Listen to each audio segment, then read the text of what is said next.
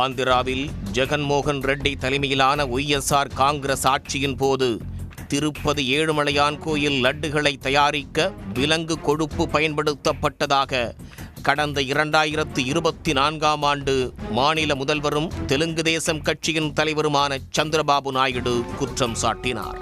இதைத் தொடர்ந்து திருப்பதி லட்டுகளை தயாரிக்க பயன்படுத்தப்பட்ட நெய்யில் விலங்கு கொழுப்பு இருந்ததாக ஆய்வக அறிக்கை ஒன்றையும் தெலுங்கு தேசம் கட்சி வெளியிட்டது.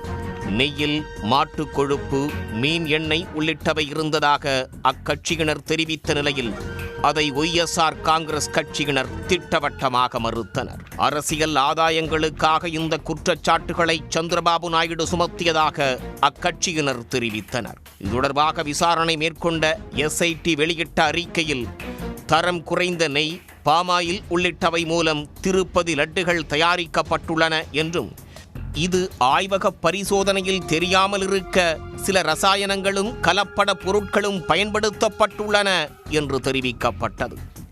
இந்த நிலையில் இந்த வழக்கு தொடர்பாக நெல்லூரில் ஊழல் வழக்குகளை விசாரிக்கும் நீதிமன்றத்தில் இறுதி குற்றப்பத்திரிகையை எஸ்ஐடி தற்போது தாக்கல் செய்திருக்கிறது.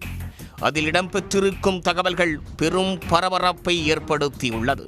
இந்த வழக்கில் திருமலை திருப்பதி தேவஸ்தானத்தின் 9 அதிகாரிகள், 5 பால் பண்ணை உரிமையாளர்கள் மற்றும் நிபுணர்கள் உட்பட 36 பேர் மீது குற்றம் சுமத்தப்பட்டுள்ளது.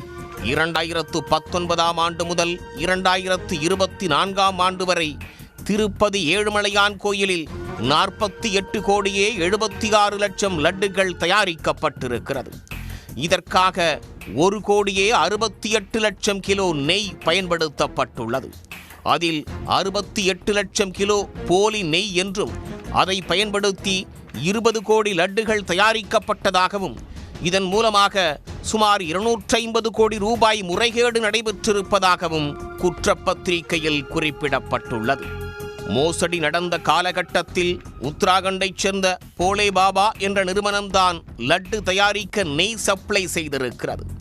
ஆனால் அந்த காலகட்டத்தில் அந்த நிறுவனம் பால், வெண்ணெய் போன்றவற்றை வாங்காமல் பாமாயில், கர்னல் எண்ணெய், ரசாயனம் போன்றவற்றை பயன்படுத்தியே கலப்பட நெய்யை உருவாக்கியிருக்கிறது.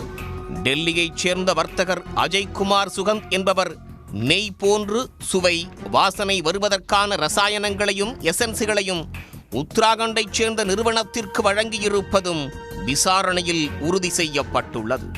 திருப்பதி தேவஸ்தானத்தில் ஆய்வின் போது நிராகரிக்கப்பட்ட கலப்பட நெய்களை மறுசுழற்சி செய்து மீண்டும் தேவஸ்தானத்துக்கே அனுப்பி வைத்திருப்பதும் கண்டுபிடிக்கப்பட்டிருக்கிறது. கலப்பட நெய்யை அனுமதிக்க தேவஸ்தான அதிகாரிகளும் நெய் தயாரிப்பை ஆய்வு செய்யும் நிபுணர்களும் கூட்டுச் சதியில் ஈடுபட்டிருக்கிறார்கள்.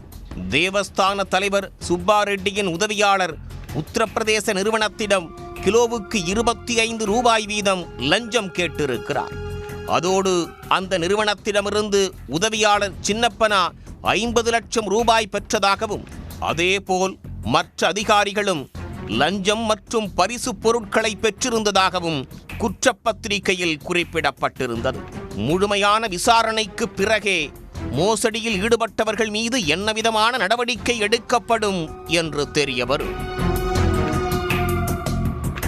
உடனுக்குடன் செய்திகளை தெரிந்து கொள்ள சன் நியூஸ் பெல் ஐகானை கிளிக் பண்ணுங்க.